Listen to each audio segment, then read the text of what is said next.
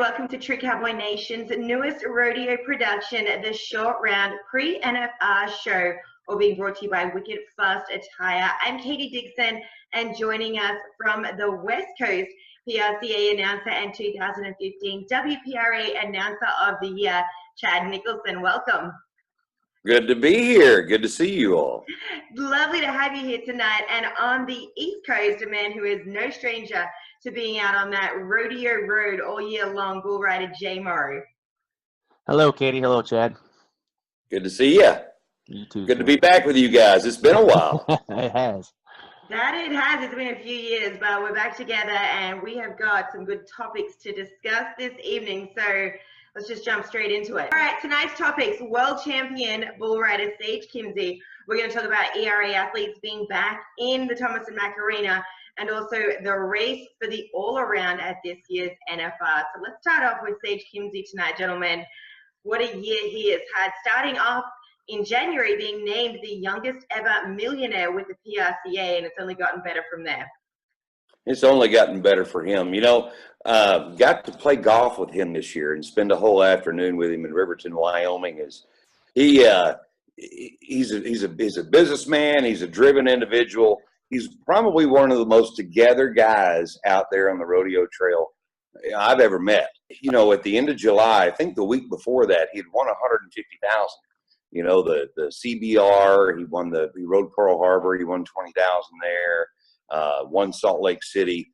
So, but he's one of the most humble guys you'll ever meet. His actions and his ability certainly reflects his demeanor and who he is. I mean, definitely, Chad. You know, I've had the privilege to compete against Sage. You know, Sage is, to me, you know, I've been around for a little while. I got to watch Matt Austin in 2005 set the all-around or the earnings record in bull riding, $232,000, winning the NFR in 2005, the #1 back tag. This Sage Kimzey this year not only passed that mark in earnings per year, he leaped over that with his dominance in riding.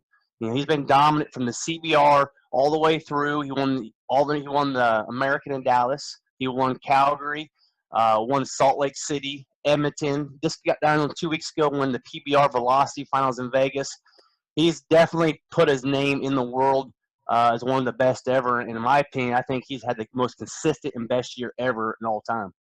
Absolutely. And, you know, as y'all know, I play a lot of golf on the rodeo trail, and I think a guy's approach to golf reflects his everything that he does, especially an athlete, because watching him and playing golf with him, his approach, and he dissects everything down. He never misses a fundamental step. He never takes a shortcut.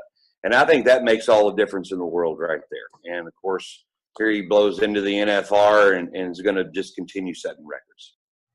Now, as far as records, go ahead, Katie. $30,000 lead. How do you think he's going to go in the Thomas and Mack with that? Well, he's got 200. Someone catch up that quick. I mean, he's got $237,000 won, but he has overshadowed Garrett Smith from Lexburg in Idaho this year. Garrett has been on fire. He's won $204,000.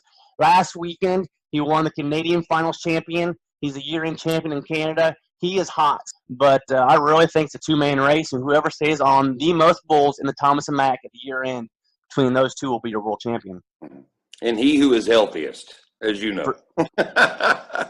Yeah. Well, Sage Kimzey is certainly one to watch this year at the NFR. So let's move on, guys, now to a topic that, you know, it's a bit of a touchy one, and obviously a lot went on when they announced the ERA, Elite Rodeo Athletes, and you know, a lot of big names in rodeo were part of that. And as a result of what happened, you know, we didn't see a lot of the big names at the Thomas and Mack last year. We're going to see them at the arena again this year.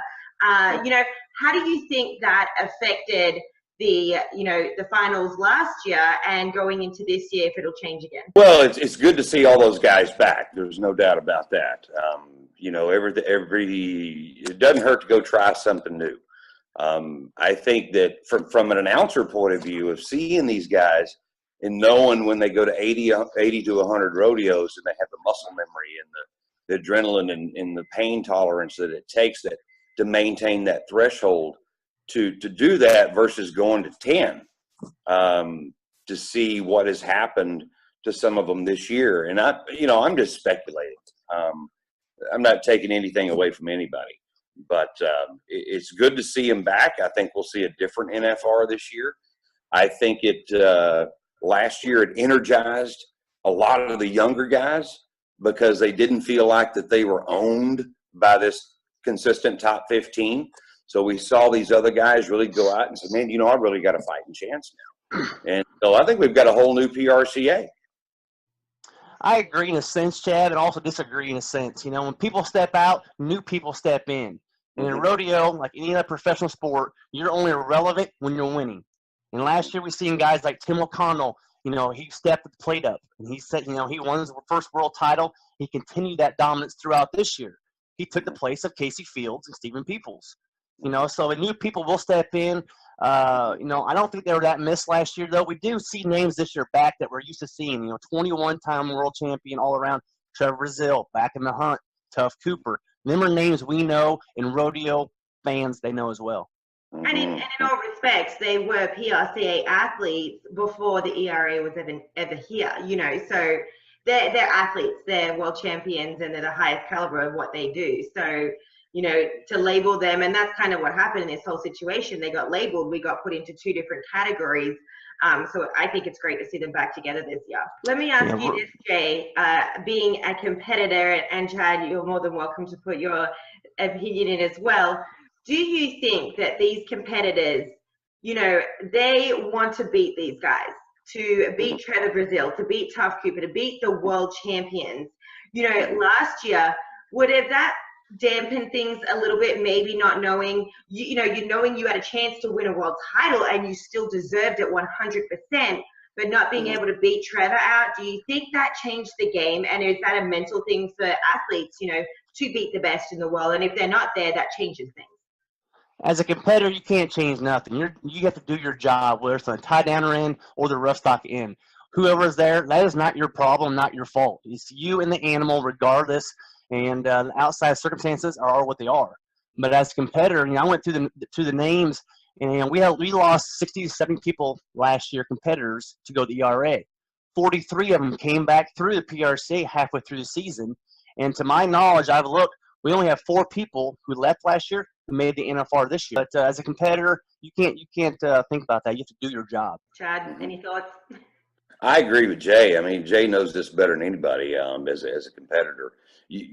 When you go to work, you got to figure out, are you there to win, or are you going to say, oh, Trevor's entered, I'm going to win second or third? Or are you going to go in and say, I'm going to win first? I know some people that knew Trevor when he was in high school, and they were talking about what a phenom he's going to be. He's got a great foundation on him. He's got great genetics along with Tough and the family that they come from. And that, like with any athlete, that has a lot to do with it as well in your training and preparation. So this is a good segue into the all-around race, which is the next topic, and it's going to be good to watch. Absolutely. Speaking of, like Chad just said, we've seen this race before, and we're going to see it again this year. Trevor Brazile versus his brother-in-law, Tough Cooper. There is not a lot between them in the all-around. Now, Tough does have the lead in the tie-down, but it's still going to be a close race regardless.